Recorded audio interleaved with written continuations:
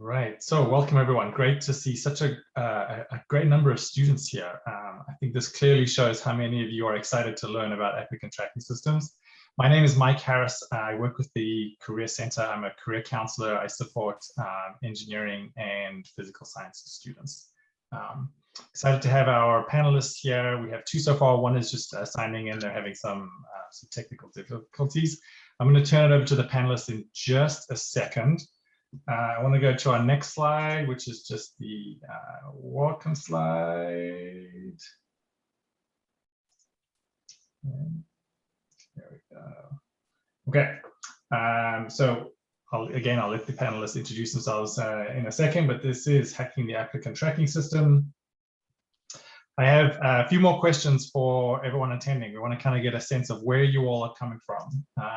So the next question is, which of these is not a feature of applicant tracking systems? You can use the same way to respond that you did for where you indicated where you were born.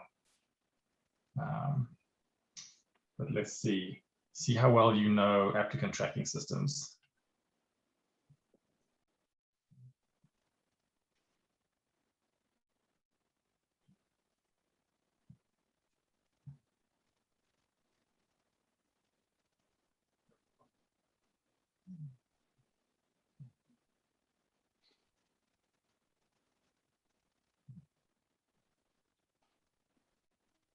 The peer pressure at play here, I think.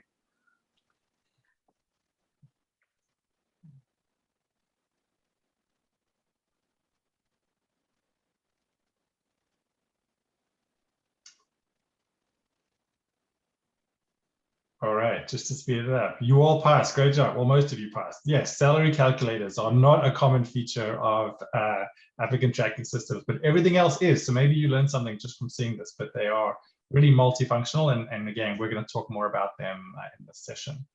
I have one more question, maybe two more questions. Yes or no, my resume has been automatically rejected, and I'm pretty sure it was because of the applicant tracking system. I guess you wouldn't be here if you didn't think so.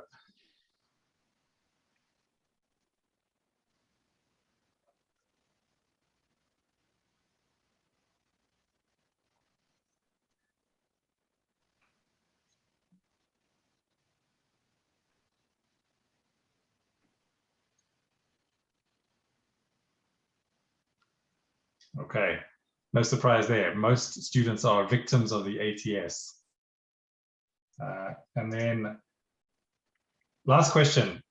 What's a rumor you've heard about applicant tracking systems that you'd like confirmed or denied in this panel? Just you can just type your answer in, and we can use this to also inform questions later on.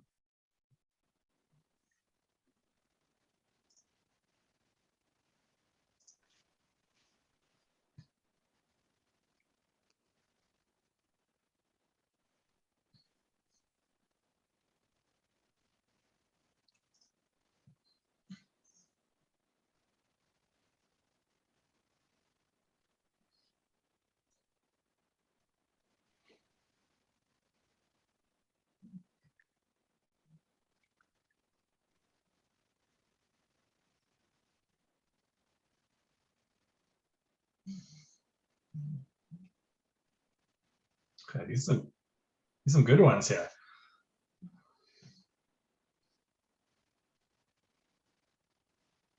Okay, I'm going to let that build. So keep typing. I'm going to take it off share screen, but keep putting your answers in, and we can come back to it at the end, because I just want to make sure we have time to get started. I'm going to stop share. All right, I'm going to turn it over to our panelists. I'm going to let them introduce themselves. First question is kind of share who you are, who you work for, your role, and also what experience you have with applicant tracking systems. Maybe Victoria, we can start with you, and then you can also tell us the answer to the background question. Okay. So my name is Victoria Vasquez-Davis. I am currently with Plaid. I just started there, gosh, about 2.5 months ago. So these ATS questions, I felt that as I was job searching. So I hear your pain. Currently at Plaid, we use an ATS called Lever. Prior to being with Plaid, I had been with Oracle, and there we used an ATS called Taleo. And I am a university recruiter with Plaid. Okay, thanks, Victoria. Hi, Marybeth, great to see you were able to join us. I'm going to give you a second just to settle in. We'll go over to Taek and then we'll turn it over to you. And we're just doing the first question, which is the introduction, and then share your ATS experience. So Taek, why don't we go to you next? Yeah, hi everyone, and thanks for joining today's panel discussion. My name is Taek. I have been a recruiter for the past, since 2013. I guess you all can do the math. I work at a company called Seesaw Learning, which is an ed tech company providing a platform that allows students to do their best work creatively and allowing that transparency to be shared with families, educators, and other students alike. My experience with ATS systems is pretty broad. I've worked with a number of different companies recruiting on their behalf, and I have experience with everything from Bamboo HR, Smart Recruiters, JobVite, but then I'd say my best fluency in an ATS is with Greenhouse, and especially with Lever, which is the ATS we're currently using now, and I probably have the most proficiency with that one. I don't really have a favorite so much so, but there are definitely strengths and weaknesses to all the ATSs, and there's definitely things that you can do to kind of hack the system. I'm happy to get into that a little bit later with you all. Thanks, Taek. Yeah, excited to kind of learn what some of those differences are. Marybeth, over to you. Great, thanks for having me tonight as well. I'm Marybeth Caulfield, Senior Manager for Global University and Diversity Recruiting at Lenovo. I've been at Lenovo about 7 years, and anything from, I've done tech recruiting, sales for a couple of years in university, so I've kind of worked with all different types of candidates and app systems. Experience with Taleo, PeopleFluent, who we were with for several years, and we just migrated to a new vendor called Avature. So not only now do I have experience of working, but also doing full migration and every little question that comes into play as you're doing that. So excited to be with you tonight. Okay, great. Welcome, everyone. So the first question, probably the most pertinent question is it possible to hack the ATS? A lot of students here are hoping the answer is yes, but some might be surprised to know that it's not as easy as that. So I'll throw out maybe Marybeth, if you want to kick us off. Is it possible to hack the ATS? I think there's certainly things you can do, and you'll hear from all of us tonight. The interesting thing is that so many of us now have ATSs with multiple different softwares overlaid. So you're not just hacking the ATS, but you're also working with the other platforms and systems that are in there. But I think our advice to you will all be pretty similar as you go through, and that is certainly matching the job requirements. So I'll let the next team hand over. Yeah, I mean, I'll chime in. I think that while like a true hacking of the ATS is not really possible, there are definitely some steps that you can take in the application process that will make you stand out a little bit more than folks that may not have this information, right? I think there's things where you can do where if in the application it asks you for certain kind of requests or information about yourself, you should definitely take the opportunity to do so. Those things aren't there arbitrarily. They're there as a specific kind of purpose and goal in mind. So don't take those things lightly. To give you an example, with Lever, we can actually custom create application questions that help really kind of filter out the people that are just applying to every single job that they see versus people who actually have qualifications and are well suited for the role. And so those questions, if you see a question like that on a job that you're really interested in, take the time to really kind of review that question and think about what it means to successfully answer that question. Sometimes I'll look through a resume or an application and I'll see a resume that may not be like just kind of, may not be the best fit, but like I'm kind of like in the gray area there. But then if I see a question that's really well thought out, takes a lot of opportunity to kind of explore and demonstrates that they're really interested in the opportunity, that oftentimes will put me over the edge, and I'll want to talk to that individual.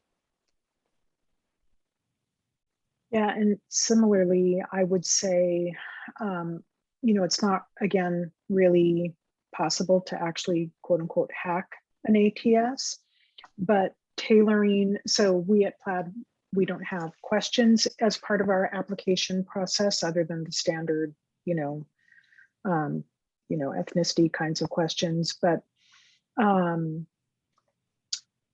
what we do look for are qualifications that match what we're looking for in our jobs. So if you're a sophomore, applying for an internship that's meant for juniors, you're going to be pretty much an auto out. So you need to meet the requirements of the job and, whatever those are. So that's, you can't get around that. You can't be applying for a full-time job if you're a sophomore in college. So again, that would also be an auto out, auto kick out kind of scenario. Okay. Taek, you mentioned the different kinds of ATS or applicant tracking systems. Maybe can you talk about what are some of the features? What's the full menu? And some companies will use some over others, right? Yeah, I mean, there's definitely a wide variety of kind of ways that companies use ATSs, and some utilize them to the fullest benefit, and others, just kind of use it to keep their systems organized, right? In my experience, and when I've been in charge of handling the ATS, we try to use it in the fullest experience possible. Now, that being said, what you see, like typically when you apply for a job, is very similar to what we see on our end, right? There's not a whole lot, there's no mysterious kind of, what's behind the curtain kind of thing, or the wizard behind the curtain kind of thing. We see in most ATSs, a recruiter will see your resume. They'll see, and what happens with that resume is that once it gets uploaded into the applicant tracking system, it gets parsed out. So things like your name, your email, your phone number, where you've interned or worked, those kind of things will actually get put into specific categories. So I guess the first kind of thing that I could share with you all there is that make sure that your resume is very easy to read, it's clean. Don't have your name hidden in like an image or a GIF or a picture, or something of that lines. Make sure all the things are very legible and easy to read. And then if more than likely, if a person can read it very visibly and easily, the ATS will be able to parse it out and using its analysis of a document, it'll be able to figure those things out and put them in the appropriate places. And then we see things like I mentioned, all the things that the resume parses out, right? So your where you've worked, what projects you've worked on, the phone number and email and all that stuff. And then, like I said, if in the case of if you were to apply at Seesaw and you're applying through an ATS such as Lever, you'll actually see specific questions that are tailored towards that role, and we'll see the answers to those questions. So again, one of the things that kind of is a personal kind of thing for me to filter through some of the candidates, if we have certain questions on there that we feel are very, very important and integral to the role, and we're looking for a specific answer, if somebody just leaves it blank and it's like a mandatory question or a question that we're asking for a result or a response to, a lot of times I'll feel like, unless like the resume speaks like really, really well to the role, it'll be the discouragement. It'll be the opposite of like, me seeing a great response and saying, yeah, let's move this person forward. If somebody doesn't take the time to respond to that question, I'll either feel like they don't have the knowledge or they're just not interested in the role. And so it'll often, if I'm on the fence with that particular application, it may put me over towards the negative side.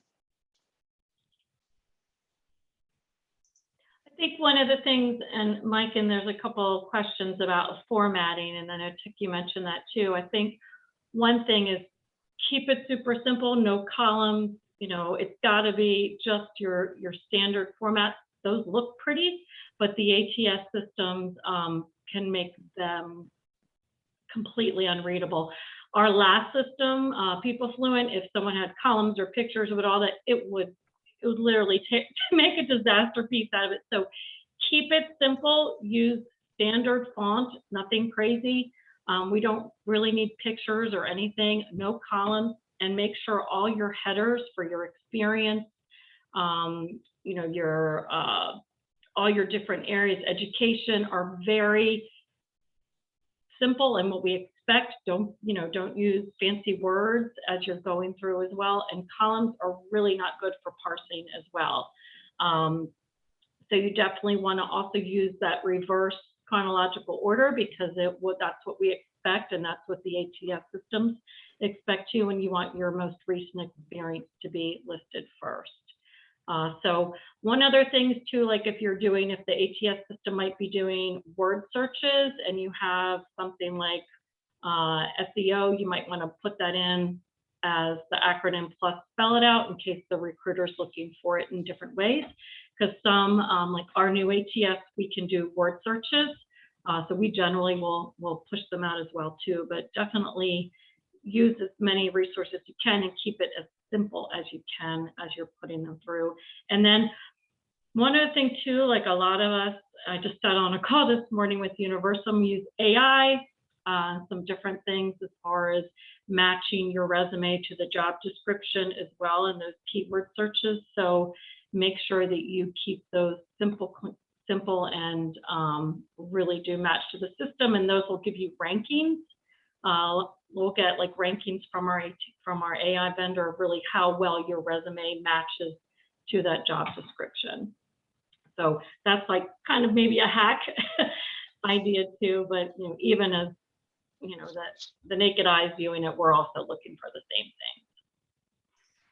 Or even just a best practice, right? Not so much a hack. And it is, you know, validating to hear you talk about columns, because that's, I do tell students to not use columns because interestingly, it struggles to read across columns.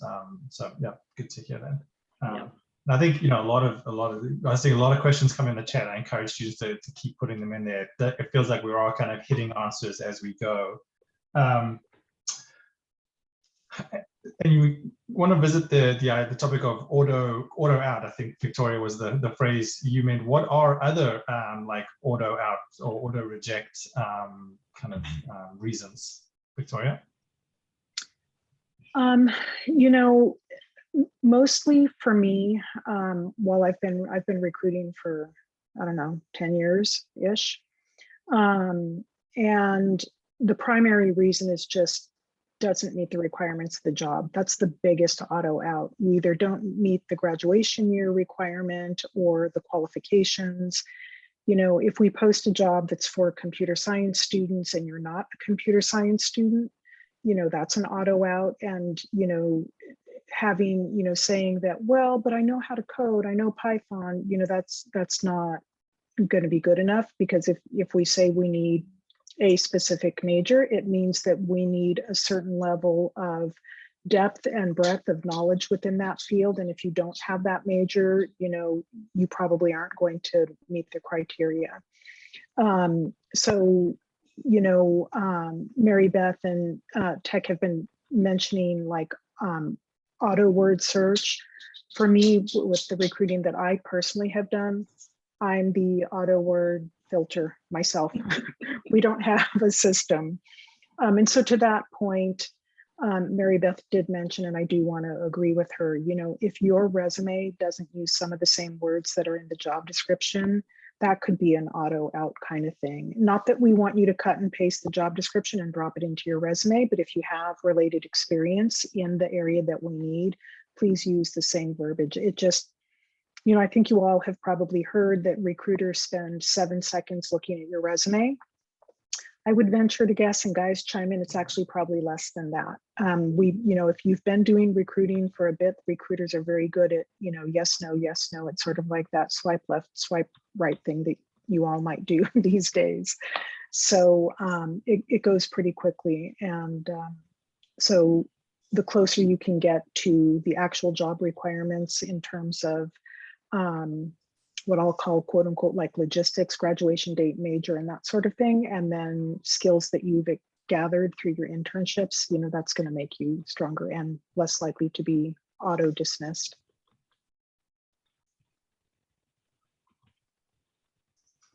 How about years of experience? Often students will discuss how the job descriptions, even ones in Handshake, when they're looking for college students, will say 1 to 3 years of experience. I mean, are certain things weighted and certain things not? So what I have found is it really depends on the company. So in my prior job, the positions were the university positions in Handshake were for students that had 0 to 1 year of experience, and we meant it. Excluding internships. Internships never were counted towards, years of experience. But, if you were a student and maybe you're a grad student now and you had worked in industry for 3 years or 5 years or something, and the job description you're looking at said 0 to 1, then that would be an auto out because you have, a significant amount of industry experience. You wouldn't be happy in that entry level job. A lot of students will say, yeah, but, I just want to get in with the company and, that'd be great. That's all I want. But what you have to realize is university positions come with a certain salary, and people who've been in industry for, 5 years, they are going to, command a higher salary because they've got that much more experience. And so throw a graduate degree on top of that, and you can hopefully understand why, it would sort of be an auto out if you have way more years of experience than the job description requires. That's not always the case. It really will be company dependent, but just be aware of that oftentimes years of experience kind of sometimes equate, not sometimes, probably all the time, equate to a certain salary band. And if you're way beyond that, then you're not going to be happy making that entry level salary. Yeah, it's interesting. Daniel asked, because he graduated in 2020, and will that be an auto out? And I guess, yes, some systems might do that, but maybe look for some programs that are flexible between undergrad and master's students. If you got some experience, like rotational programs, I know ours is more lenient with it's early career, but it's also early career master's driven. So if you have undergrad and some experience, or right from undergrad to master's, there are certainly programs like that out there that you could consider as well. But yeah, I mean, Victoria, we don't use as much just auto out and knockout questions, mostly because our ATS vendor is still working on those. But we still do a lot of resume reading as well, especially for our kind of top tier rotationals. We all look quick in the beginning, and you got to make it through that, top 2/3 of your resume. Better have some of those matches, and then we'll put you in a file to say, okay, I like them. And then maybe that's when we go back and start, diving deep to say, are they going to be in that top 5 or 7 that I actually send to the manager? So that's probably almost how the ATS looks at it too, right? Do they see a match? And if so, they're going to give it to us to do a second review. And then we always do that personal review because our name's on it, right? When we send you over, we're saying, gosh, this person looks great because all these reasons. So having that's super important. But I do think, with us, because of COVID, we are being a little more flexible. We certainly want to know that you've worked or done something productive. And the job market is a strong one right now for you guys, right? So it's very exciting for for you to be looking, and there's a lot of companies out here hiring that are looking for candidates. So couldn't be a better time to be looking for a job. Yeah, if I can just add to that, Unless the job specifically states you need to have been a graduate for these years or whatever, I'd just apply to it. I mean, if most cases when they're asking for a recent grad or something along those lines, they're not saying like specifically this in this date, unless again it states in the job description that it's looking specifically for somebody that graduated. I don't know why they would actually ask that or why that would be requested, but what they're looking for is just basically entry-level people. So if you feel that fits into your profile, then feel free to apply for it. It doesn't hurt your chances by any means at all. I think it's a good opportunity to kind of, if you're really interested in that opportunity, take the time to invest in it and apply. It's not going to hurt. It's not going to harm the team that's looking at reviewing your application. It's not going to hurt you. There's this thing that we say a lot in the talent industry of this confidence gap. If you feel like oh well, I don't know if I have the appropriate job experience to apply for this opportunity, don't let that like be a burden or an obstacle in your way to apply for a job that you're really interested in. Demonstrate through that application process. If you have any opportunity outside or within the resume to say, this is why I'm really interested in this job, like even though and I just may address another question that was asked earlier in the chat, but if you feel you have a lot of translatable kind of experience, or that you feel that you are just really looking for a pivot and really excited about another field and have been doing something, like I myself, for a decade, I was doing QA. I was doing quality assurance, working on a bunch of game companies. And I realized at some point in my life, this was not the route that I wanted to take. And I transitioned into recruiting. To anyone else, it sounds like a very like, wow, like how did you do that? I started at the bottom. I started coordinating and sourcing and then building my experience up. And oftentimes that is going to be the case. That's going to be the if you're going to make a huge kind of transition or like that, but in that application, express your enthusiasm. Somebody's going to read that. It's going to catch somebody's eye, and hopefully, if you've made the case strong enough, you'll get that first call, and that's really all you really need. That's that application. That's what you're trying to do. Is you're trying to knock down doors. You're trying to get people in, heard, and the way that you can do that is through the resume itself, because that's going to be like, we've all expressed, we're looking at that. And then in those, like I said, like in the application questions itself, if there's a cover letter that you can fill out, if there's additional documents that you can submit in the application, do as much as you can to get all that stuff out. If it means that much to you, take the time to invest in those things, and all the unnecessary steps or all the things that the application is asking you to do, take the time to actually fill those things out and express your interest and your passion in that. They'll definitely get heard. Yeah, I couldn't agree more. I often tell students, your job is to apply. It's their job to decide whether or not you're a good fit, right? Be realistic when you apply, but if you think you've got a shot, just apply, and maybe let the ATS auto out you, or let the recruiter, but put it on them. Don't make the decision for them. Great. We have lots of questions flying in the chat, so I'm actually going to pivot to that because I want to make sure students kind of get the answers. And like I said, we have kind of bounced around and covered some of these. Let's see. We talked about auto outs. We talked about columns. Is there a way that we can test how well a system passes our resume? Are there like resources out there that we can kind of run it through? There is one. It's called jobscan.com. I think I used it when I was trying to help my son find an internship.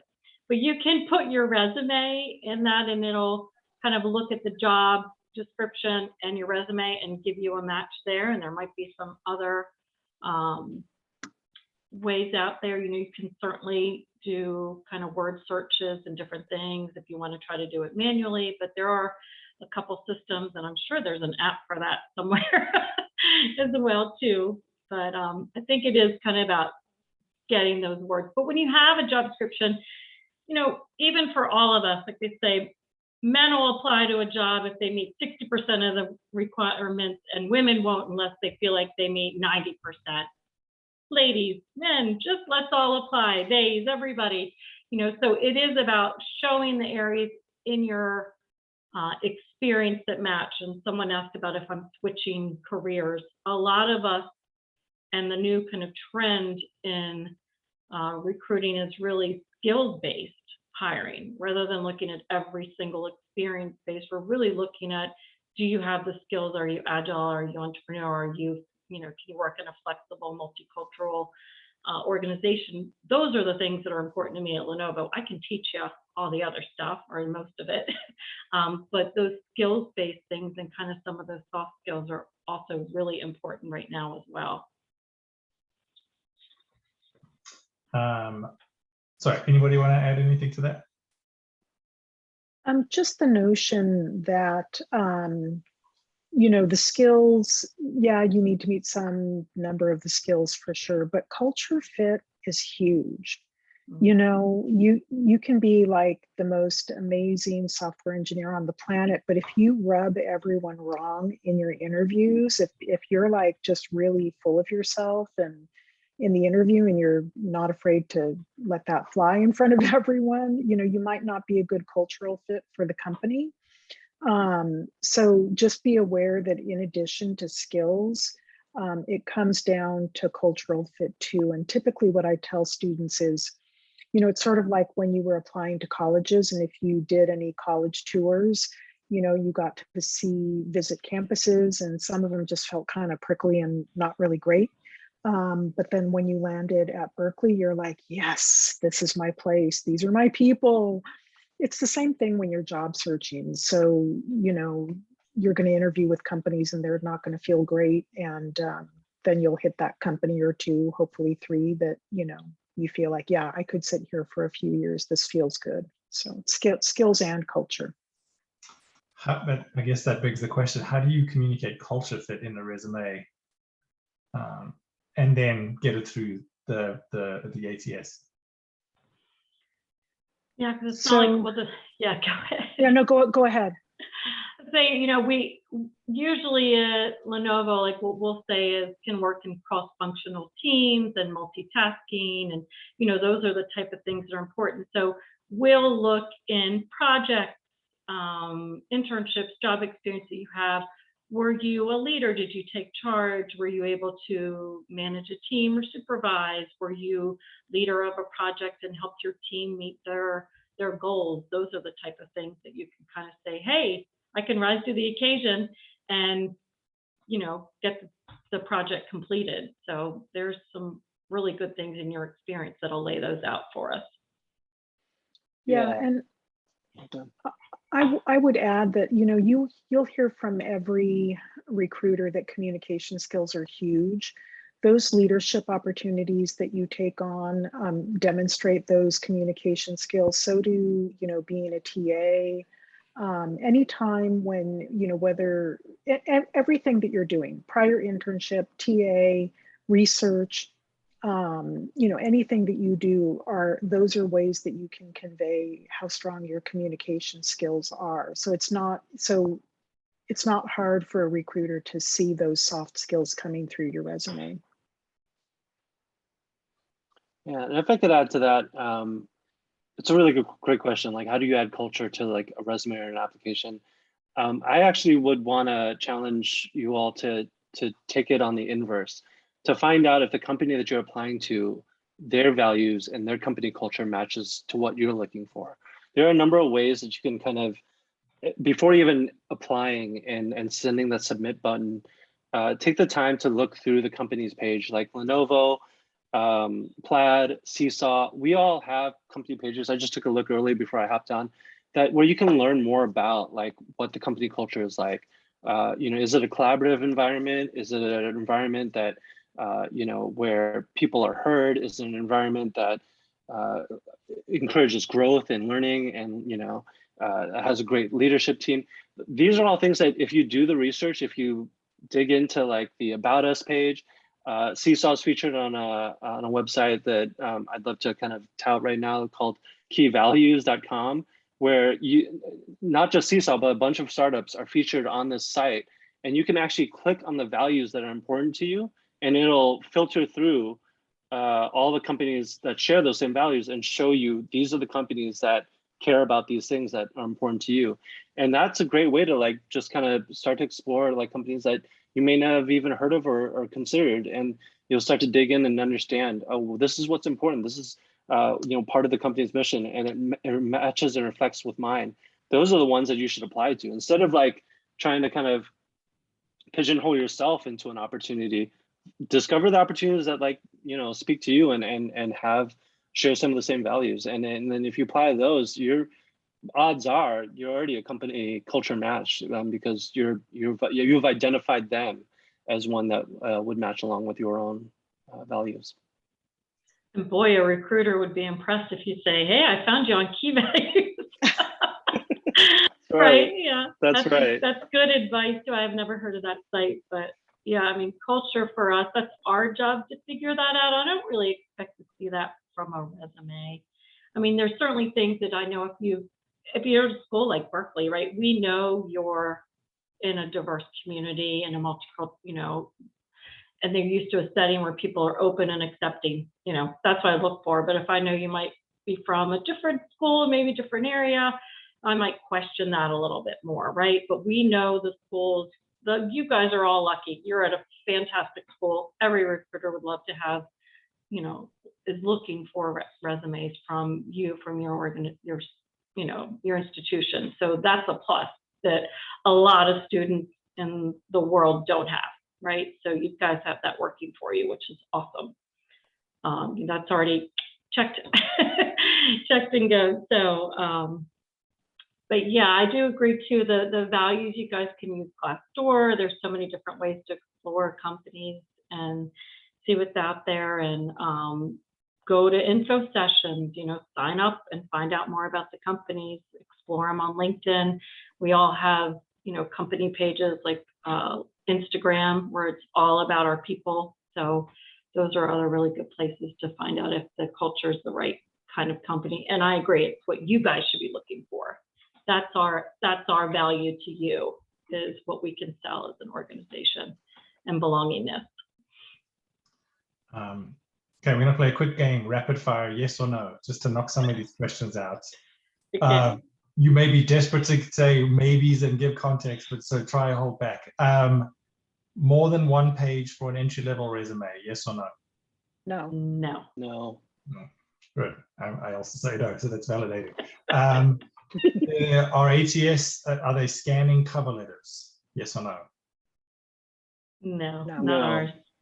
No, okay. But I will add to that though, that if somebody asked that cover letter is necessary. If you're applying to a job where writing is a key component to the job, like you're going to be a copywriter, you're going to be doing something where writing is 80 to 90% of the job, and it asks for a cover letter, definitely take that time to write a very clean, well-worded, grammatically correct cover letter that will demonstrate your ability to write. If that job is about writing, that's the reason why they're asking for that cover letter.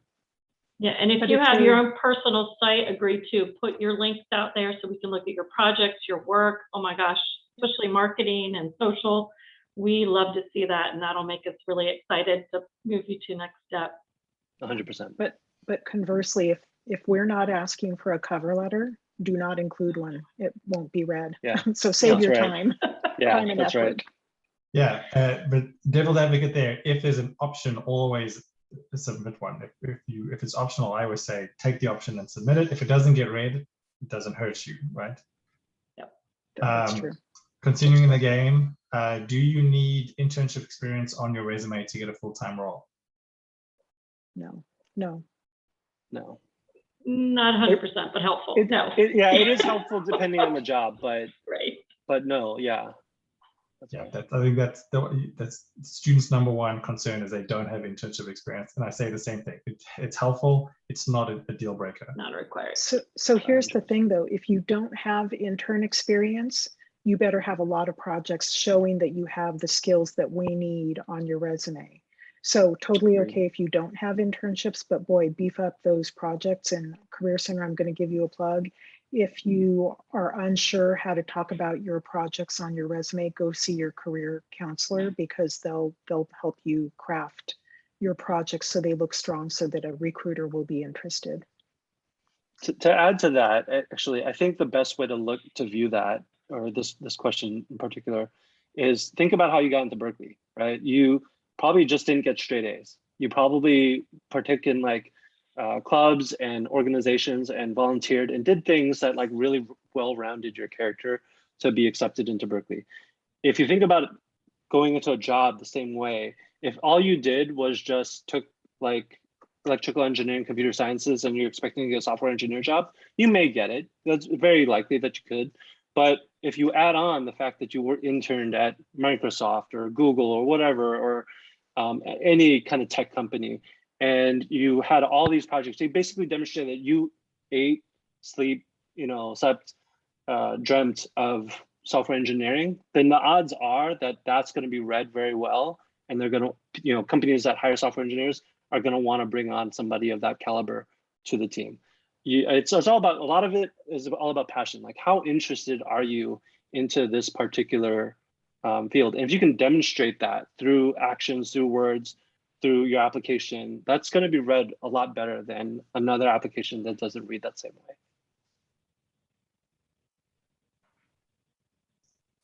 Okay.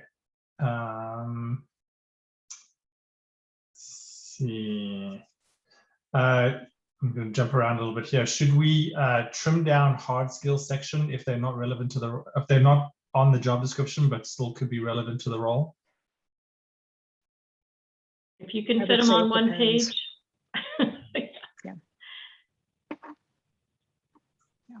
Depends on what, Victoria? Depends on the job. Depends on if you have space. If space is at a premium, whittle down that list. But if you have space, include them. Great. Yeah, agreed. How do we define entry-level jobs? Or put it this way, how do students know if they're qualified only for entry level, or could they look higher? So someone, I think, asked this earlier also in the chat about how many years experience and whatnot. Generally speaking, when the years of experience that's demonstrated as like, we're looking for 1+ years experience or 3+ years experience for this particular role, that beginning point is the minimum that we're looking for. So if it does say like 1+ years, I would just apply. If you're a recent grad, I'd just apply. I very rarely see a job description that says 0+ years. So 1+ years usually means we're looking for an entry-level person. If they don't have any years of experience, or it just says like prior experience working on this, this, and this, then that's another hint that it's an entry-level position. If it's like says 9+ years experience, we're probably not looking for an entry-level position or person for that position. So take that with a grain of salt. Also, for the most part, what I've learned recently or in the past couple of years is that not to put a cap, because again, that removes the idea that somebody that has a ton of experience is not qualified for the position. However, if you have 10+ years of experience and you're applying for a job that has 1+, more than likely, the reason why it says 1+ is because we're offering an entry-level salary for the role. So don't come in, apply for that job if you've got that many years of experience, expecting that you'll get compensated for that many years of experience. Does that make sense? So you can apply, that by all means, you should do so. But the expectation is if it's 1+ years experience, we're probably supplying a budget of salary that is an entry-level at an entry-level position. Another rule of thumb is if the job is posted on the university website, it's probably an entry-level position. We at Plaid are probably not going to be posting those roles for executive seats that we need to fill on the university, job board. So keep that in mind too. If you're looking on the Berkeley job board, you're probably looking at entry-level jobs. Like I would say 99%. Mike, you can confirm that. No, I do. I say if it makes sense to go fishing in the right place, right? If they're posting on Handshake, you should be applying there. Kind of also talking about the entry-level theme there, and this is referencing a question in the chat. What if there's a gap on the resume, right? So somebody who graduates and then maybe took a break and then is applying, essentially they're entry-level, but chronological, date-wise or timeline, they're not. Is that a red flag for the ATS?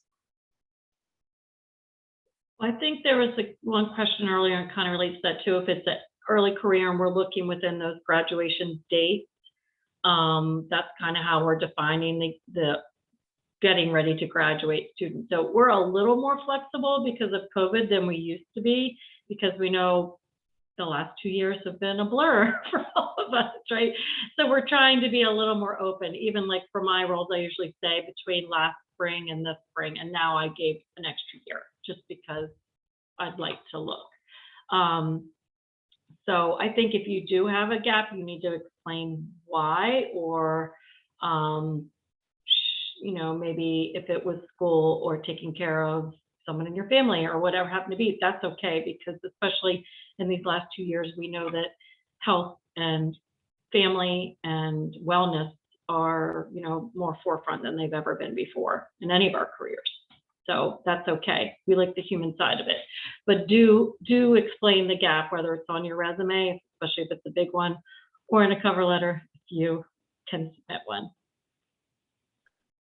I think to answer the question a little bit, oh, good. No, go ahead, Taek. Go ahead.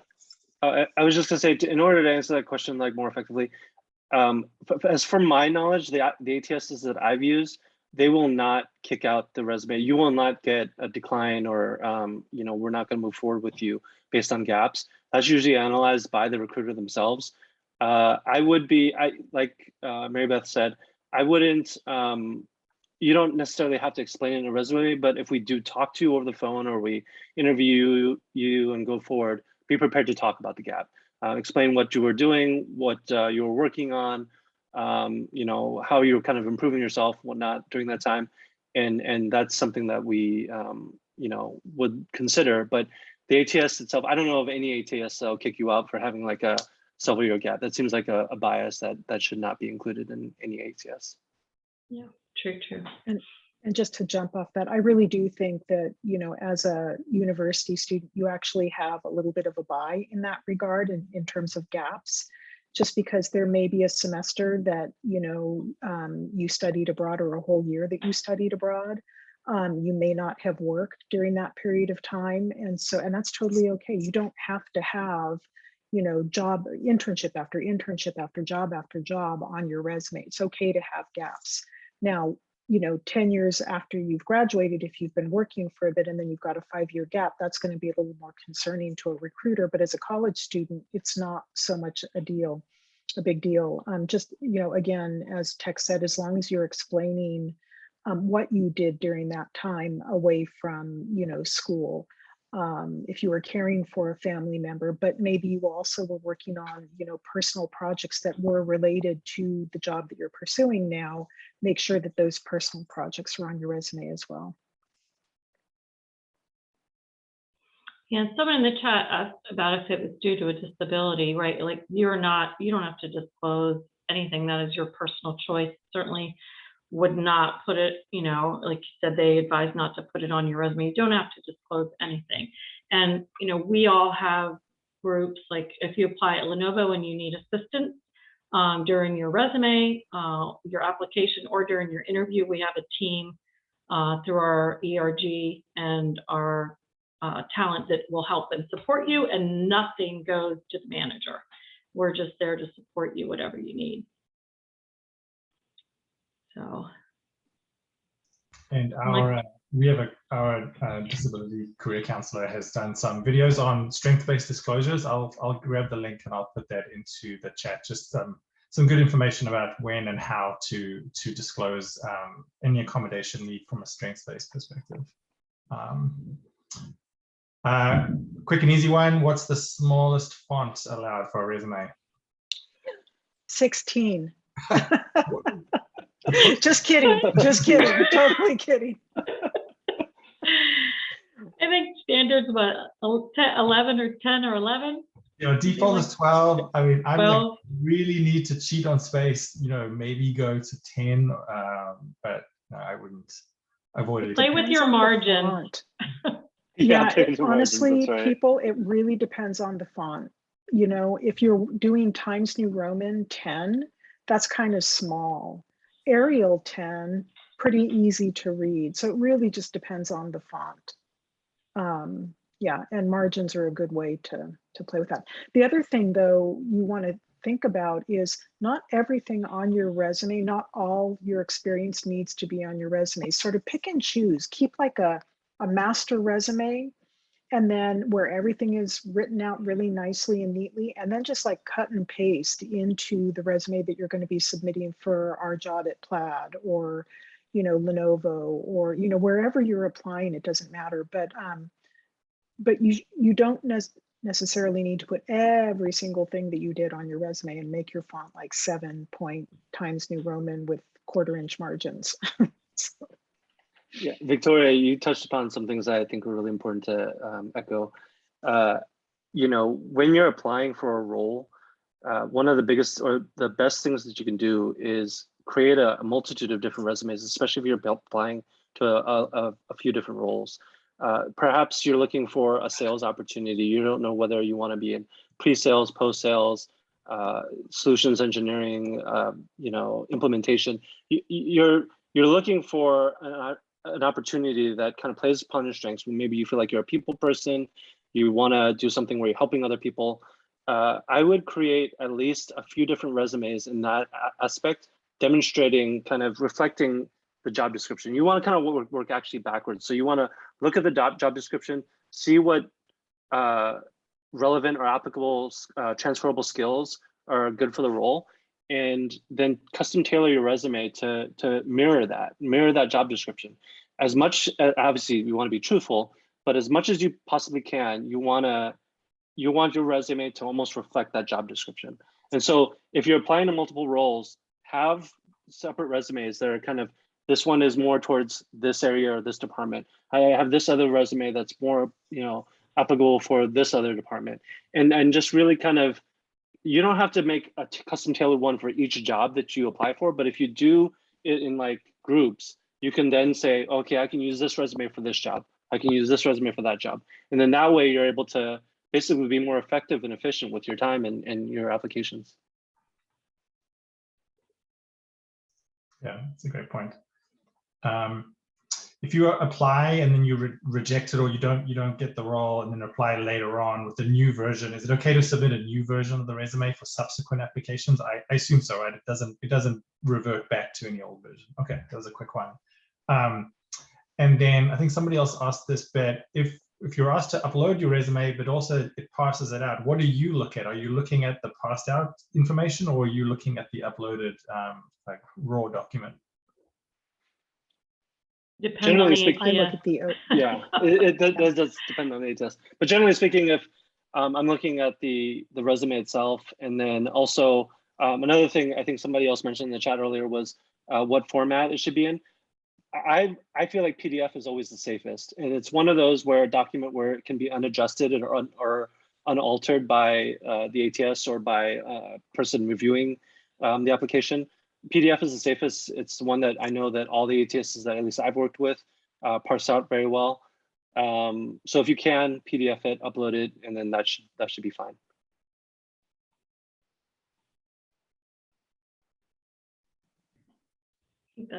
Yeah, I think same thing. PDF or like DocX too, that works for a lot of ATSs. Yeah. But and a lot of those ins and outs that we can see does really depend on the ATS, and they can be so different. So, but I think for us, like someone said, we're talking about if you apply again, like upload a new resume, absolutely, because the job, you might apply for one job as a recruiter and one job as a marketer, and they're going to be completely different, but maybe you're qualified for both if you're in recruitment marketing or something. So you'll want to really play to that resume. And one of the main reasons we switched ATS systems is because we did not have a good search function. So our new ATS has an incredible search function. So yes, we do go back and save those resumes, and we can go back and, you know, kind of shift through and look. And because the market is so competitive, you probably have companies using their ATS base or talent base more than ever before, right? Because we're looking, we like people that have applied to us before. If you're following us on LinkedIn or you've applied before, like we know that, and so you're more likely to reply on LinkedIn to our emails. All those things count as far as us reaching out to you. So there's a lot you can do socially to follow up, use your resources, use your network if you really want to try to be seen or, you know, get to that interview stage. Yeah. Right, we're just about going to wrap up. I put a link to a survey for the students. Please, 30 seconds, just fill it out. Let us know what you think. As a last kind of opportunity to share from the panelists, if you're comfortable also including your contact details. I know a few students have asked, sometimes panelists will do an email, or if you want to just do your LinkedIn URL, you can do that, include it into the chat. And then last 20 seconds each, what's final piece of advice for hacking well, I think we've proven you can't actually hack it. So there goes the title of my panel. But what is your best advice for students as they're applying for roles? Maybe just 20 seconds each. Victoria will go to you, and then Taek, and then end with you, Marybeth. Boy, I was hoping that you weren't going to call on me first. Best advice, just make sure that, you know, your resume does match the job that you're applying for. Make sure you fit the criteria as closely as possible. And like Taek said earlier, even if you think you're maybe not quite an exact fit, apply anyway. We'll make the determination. Yeah, same things exactly as what Victoria said. Make sure that in the application, whatever is being asked of in the application, take those things seriously and fill out everything to your best knowledge and to the best, like, look at every step of the application as an opportunity to sell yourself and your interest in the role as much as possible. And then to echo what Marybeth said, look at, you know, the more you research a company and explore and kind of examine the opportunity, that's going to come through. Like, those things are all being reflected, and we'll see those things on the recruitment side. So if you're following the company on Twitter, if you're following the company on LinkedIn, you're you've checked out the Glassdoor page, the key values page, all that stuff. Like, you demonstrate that in like your application, and like, you know, this is how I discovered the opportunity. That's a question that we always ask in our applications, like, how did you discover this opportunity? Be honest with that, demonstrate that you did some research. And I think those things go really, really far in demonstrating that you're interested in the opportunity. And we're going to want to talk to you because you have demonstrated that. Marybeth, you get the last word. Yeah, I mean, I think one of the best things, I'm a true data junkie at Lenovo. I do a lot of looking at numbers and resources. So use those, use all these awesome systems, whatever your career center has, or things like Ripple Match that'll find jobs for you. Let the data do the work for you. Do a couple different things. You can look at job posts on LinkedIn. You can put profiles in Glassdoor. They'll just send you all the jobs, and cast your net wide, because you never know. I think, like Taek said too, there might be a company where you even find a value match that you didn't even think of. It can be a great, you know, launching place for your career. So don't sell yourself short by thinking there's got to have that one, you know, big name, because there's a lot of great places to work. Thank you, all three of you. I really appreciate such good insights. Great questions from students. I think this was really valuable. Students, please click the link in the chat just to do the survey. Just a few questions. Just want to get your input. Taek, Victoria, and Marybeth, thank you so much. Really appreciate it. The strength of these events is really driven by your engagement. So we really do appreciate it. To the students, I'll send out an email tomorrow, maybe with some of the contact details, and we'll also make this recording available on our YouTube channel. So, all right, thank you to everyone. We're glad you could join us, and enjoy the rest of your evening. Thank you. Take care. Thank you.